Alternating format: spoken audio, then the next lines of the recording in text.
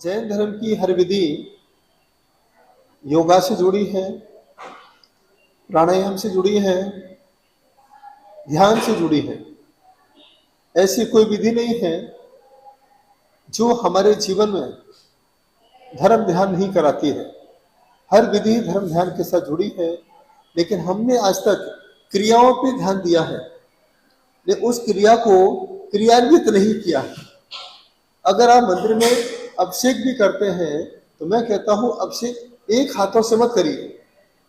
अभिषेक के समय दोनों हाथ में कलश होना चाहिए, क्योंकि जब सौधर्म भगवान का अभिषेक करता है 1008 कलशों से करता है, तो हम जब भी अभिषेक करें दोनों हाथों से अभिषेक करें। जब हम दान देते हैं तो दोनों हाथों से दान दीजिए। ऐसे ही जब हम मंदिर में चंदन चढ़ाते हैं तो दोनों हाथों से, अक्षत चढ़ाते हैं तो दोनों हाथ इस मुद्रा को बना के, ये मुद्रा है अक्षत चढ़ाने की। ये हार्ड बनता है, आपका हार्ड बनता है। इस तरीके से आप अक्षत चढ़ाइए, इस मुद्रा में आप पुष्पों को चढ़ाइए। इससे आपके दोनों चंद्रमा अटैच होते हैं। अब 24 तीर्थंकर के चरणों का ध्यान करते हुए हम इस तरीके से कामबाड़ विध्वंसना पुष्पम नृपानी स्वाहा नैवेद्य आपको चढ़ाना है। ये आप रकेबी में, जिसको प्लेट कहते हैं आपकी लैंग्वेज में, उस पर लेके ऐसे घुमाइए। कितने बार घुमाना है? 7 बार। मैंने कहा ना, जमीन का क्या कराते हो? 7 12 कराते हो। तो ये भगवान ये 7 बार घुमा घुमा करके आपके साथ रहने के लिए यह है नैवेद्य समर्पित करते हैं। मुझे कोई वैद्य नहीं चाहिए, इसलिए मैंने नैवेद्य समर्पित किया है। इसके बाद अगर दीप लगाते हैं तो दीपक के लिए कपूर का उपयोग करिए। पूजन पाठ में हम लोग क्या करते हैं, पीली चिटक कर देते हैं। ये बहुत बड़ी गलती है। जब दीपक का नंबर आए थोड़ा कपूर लीजिए, प्लेट पर रखिए और 7 बार घुमाइए। ये आपकी नजर उतरती है, फिर कोई नेगेटिविटी आपके अंदर नहीं आती है।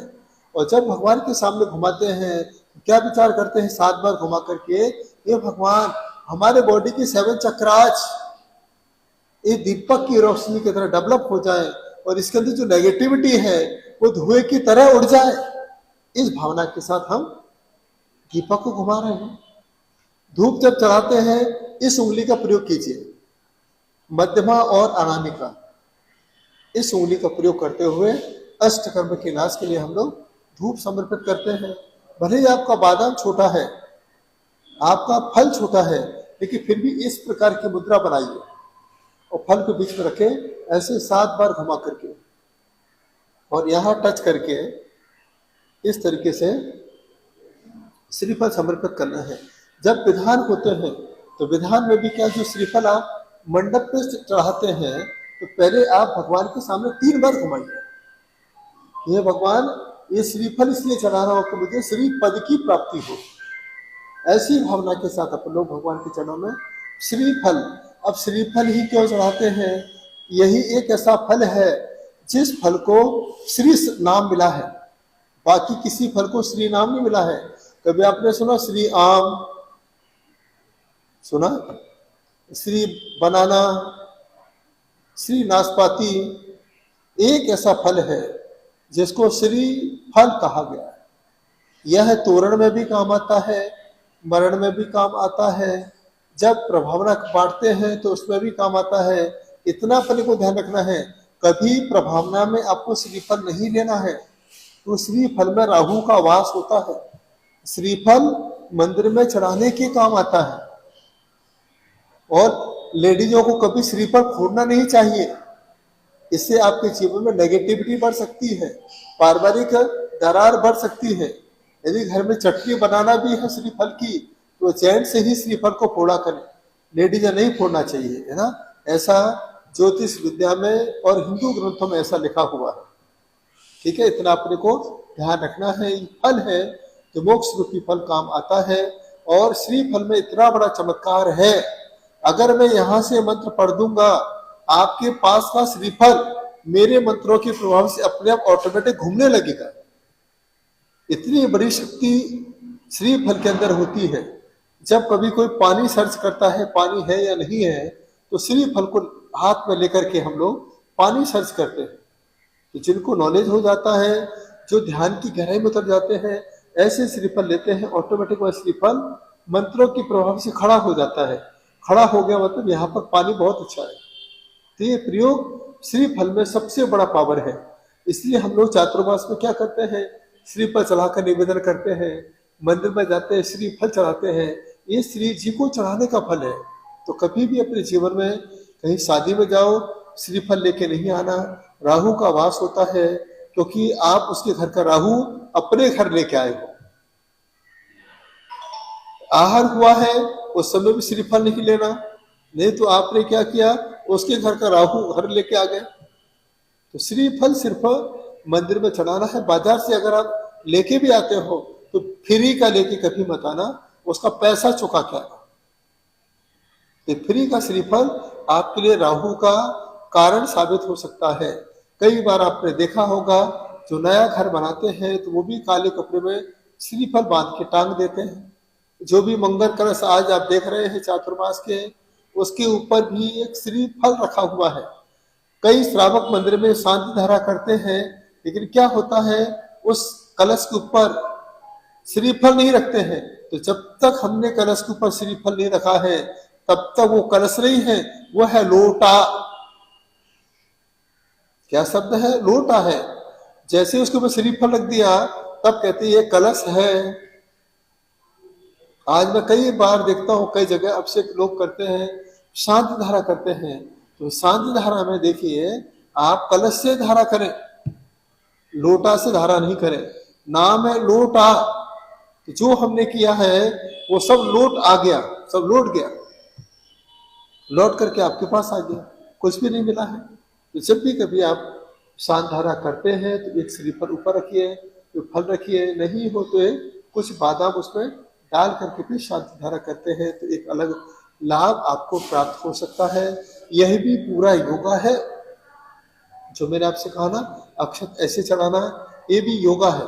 अगर अपने ब्लड प्रेशर को, हार्ट को अच्छा और अपने ब्लड सर्कुलेशन को अच्छा बनाना चाहते हो तो इस प्रकार की मुद्रा हमेशा करते रहो। जैसे पहले महिलाएं लड्डू कैसे बनाती थी, अब लड्डू बनाने बंद हो गए, अब रेडीमेड वाले हो गए लड्डू। तो महिलाओं को कभी ब्लड प्रेशर की शिकायत नहीं होती थी, आज महिलाओं को ज्यादा ब्लड प्रेशर आ रहा है, क्योंकि नौकरानी पे गुस्सा करती है। बच्चे आते हैं तो बच्चों को गुस्सा करती है, तो जितना ज्यादा गुस्सा करोगे उतना ब्लड प्रेशर आपका हाई होगा। इस प्रकार की मुद्रा। पहले लोग भजन कैसे करते थे, इस प्रकार से भजन चलता था। कुछ नहीं, बैठे बैठे आप ऐसे ऐसे कभी भी कर सकते हो, इसका कोई नियम नहीं है कि अपन भोजन के बाद करें कुछ। ये कभी भी किसी प्रकार से मुद्रा में आप कभी भी बैठकर इस प्रकार से करते रहो। भक्तामर का पाठ कर रहे हो उस समय करते रहिए। तो ये मुद्रा हम लोग, हमारी लैंग्वेज में लड्डू मुद्रा है, आराम से लड्डू बनाते जाओ। इसलिए जैन आचार्य ने क्यों लिखा है, हे साधु आपको खड़े होकर आहार करना है। तो जब साधु ऐसे करता है तो उसकी अंजुली ऑटोमेटिक बनती है, ऐसी मिलती है। देखिए, तो जब गिलास बनाएगा तो गिलास कैसे बनाएगा, उसको अंजुली छोड़ तो सकता नहीं है, ऐसे बना करके इस तरीके से उसको मुद्रा बनाते रहते हैं, तो अपने आप उसमें स्वाद आ जाता है। और कभी भी भोजन चम्मच से मत करना। अब लोग क्या चावल चम्मच से, क्योंकि ऐसा कहते हैं चम्मच अगर घी के डब्बे में जाती है तो वह पूरे घी को खाली कर देती है।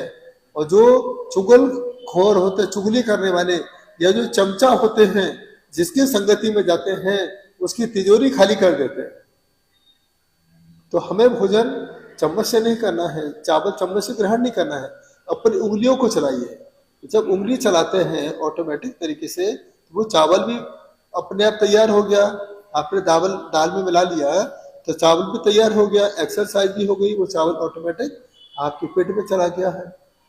अब लोग क्या इतने प्रमादी हो गए हैं, अब आज के समय रोटी भी लोग क्या करते हैं, हाथों से नहीं तोड़ते हैं। अब रोटी के लिए भी चाकू लाए, बढ़िया डिजाइन वाला, अब चाकू से पीस कर रहे हैं, डिजाइन दिखाने के लिए। क्या बड़ी डिजाइन वाला, अरे भाई उसमें क्यों लोहा लगा रहे हो, पहले से ही हमारा शरीर में हड्डियों में दर्द हो रहा है, और हम लोग क्या है चाकू लगा लगा करके। तो आप कभी देखना, अगर हमने आम में चाकू लगा दिया, आम का टेस्ट चेंज हो जाएगा। एप्पल आता है, एप्पल में थोड़ा चाकू लगा दीजिए, पूरा एप्पल काला हो जाता है। सही है। देखिए आप सब, देखो आप तो रोज काम करते हैं, कोई भी चीज लीजिए, अगर आपने लौकी में भी थोड़ा सा चाकू लगा दो, ऐसा रख दो, थोड़े समय में लौकी काली हो जाती है। अब सोचो कितना आयरन खतरनाक है, और हम अब भोजन में सबसे ज्यादा आयरन बॉडी में ले रहे हैं। जब आयरन बॉडी में लेंगे तो क्या होगा, आपके जहां जहां पर हड्डी की पॉइंट है वहां वहां पर जम करके आपकी हड्डियों को कमजोर कर रहे हैं। फिर यहाँ पर आकर के आज जो संधिवात हो रहा है, आज आपको कमर का दर्द हो रहा है, घुटने का दर्द हो रहा है, क्योंकि यहाँ पर आयरन की मात्रा ज्यादा होती है, तो वहां पर आपका दर्द स्टार्ट हो जाता है। पहले ऐसी कोई शिकायत नहीं थी, क्योंकि स्टील के बर्तन उस समय चलते नहीं थे, कांसे के बर्तन थे, पीतल के थे, तांबे के थे, उन बर्तनों में पूजन होता था। तो ये पूजन में कभी भी स्टील की थाली का प्रयोग नहीं करना। भगवान है, तीन लोक के नाथ है, जिनकी मूर्ति में कभी लोहा नहीं लगता है, तो उस भगवान की पूजा हम लोहे की थाली में कैसे कर सकते हैं? आप सोचिए, विचार करिए।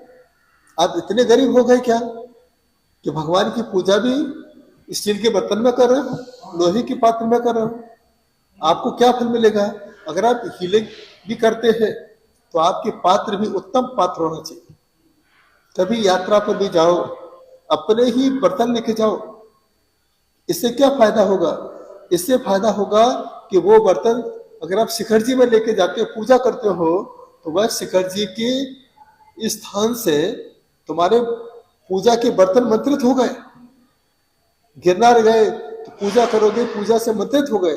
तो सोचिए आपके पूजन की थाली के बर्तन कितने जगह से मंत्रित हो गए हैं, और वही बर्तन जब घर में आ जाते हैं तो कितना मंत्र शक्ति आपके घर में विद्यमान होता है। एक कलश 4 महीने रखने से चातुर्मास का इतना बड़ा प्रभाव पड़ता है, वह कलश अपने आप मंगल कलश हो जाता है। और यदि आप अपने कलश को ले जाकर के तीर्थों पर अभिषेक करते हो और घर पर लाकर रखते हो, वह कलश आपका मंगल कलश नहीं बनेगा। विचार करिए एक पल के लिए, आज तक हमने क्या किया है? मंदिरों की सामग्री को मंदिर की सामग्री में मंदिर में चढ़ा दिया है, क्या फल मिलेगा? सोचो। फिर बोलना पड़ता है, तेरा तुझको अर्पण क्या लागे मेरा। तुमने सब भगवान की पूजा भगवान के सामने सौंप दी, क्या फल मिलेगा? ये जो भक्त अमर की दिव्य आराधना है, दिव्य आराधना हमारे पात्र से जुड़ी है, हमारी पात्रता के साथ इसका बहुत गहरा अटैचमेंट है। ये जो पूजा योगा है, अभिषेक योगा है, जब भी भगवान का अभिषेक करें तो मुकुट लगा के करें। महिलाएं जब भगवान का अभिषेक देखें तो सिर को ढककर के बड़े आत्मीयता के साथ भगवान का अभिषेक देखें, ताली बजा के अनुमोदना करें। तन्नम तन्नम तन ताल बजे, घननम घननम घन घंट बजे। जब आप भक्तामर का भी पाठ करें तो बोल बोल के भक्तामर, ताली बजा बजा करके आप भक्तामर का पाठ करिए। एक नई ऊर्जा आपकी बॉडी में जनरेट होती है। लोग कहते हैं गुरुजी ये ताली बजाने का और साइंस क्या है?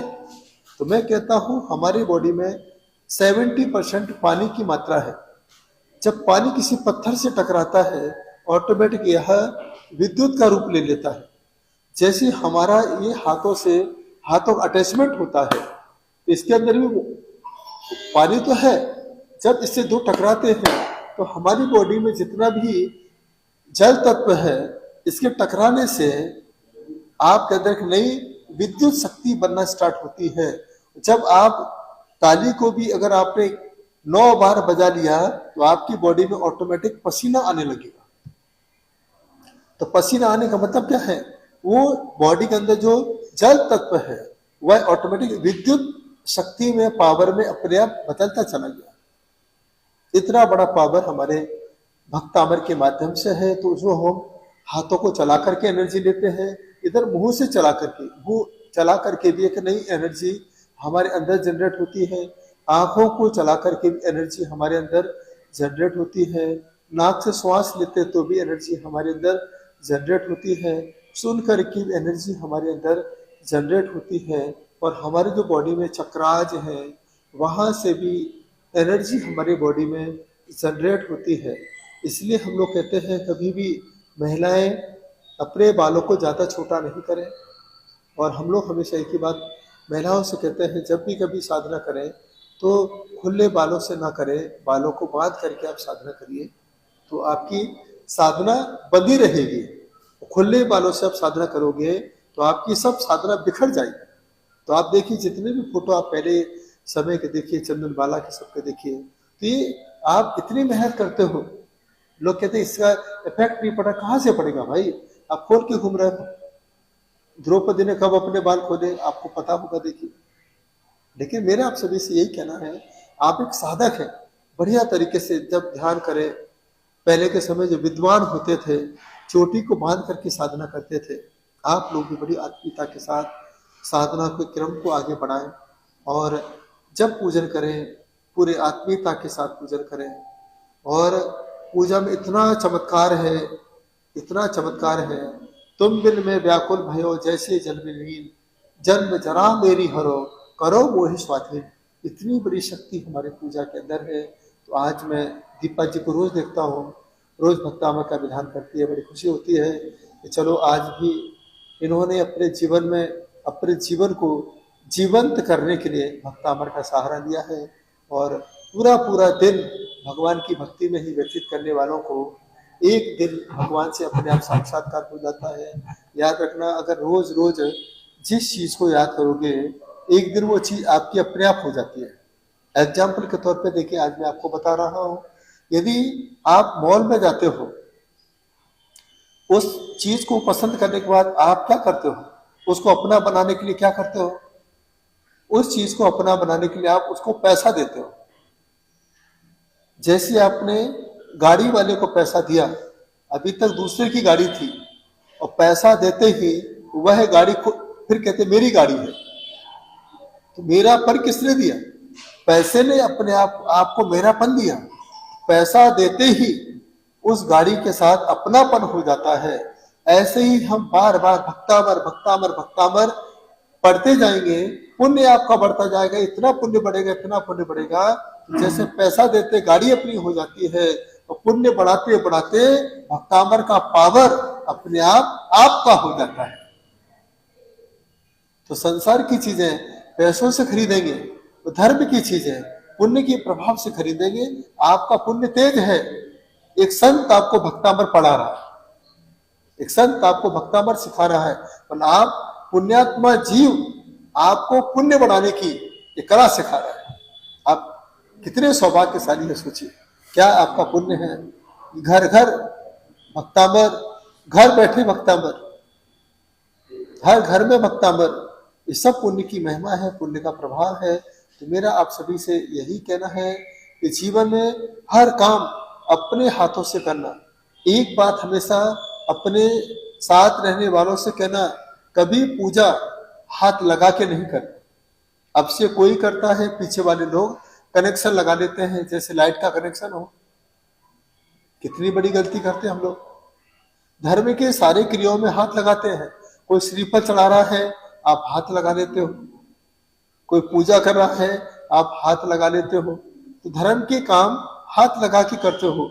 कभी घर में कहते हो, अपनी जेठानी से कहा करो, हे जेठानी ये जगह आप अपने नाम कर लो, मैं इसमें हाथ लगा देती हूँ। ऐसा कहते हो? बोल दिया करो भैया कि आप एक काम करिए, साड़ी लेके आ जाओ, मैं हाथ लगा दूंगी, ये साड़ी आप पहने।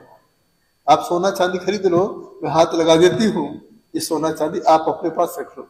घर के काम में तो किसी पे भरोसा नहीं है, मंदिर के काम में हाथ लगा लगा के। एक बात याद रखना, जो धर्म की क्रिया है हाथ लगा के करता है। भक्तामर विधान आप करोगे तो हाथ लगा के नहीं करना है, लेकिन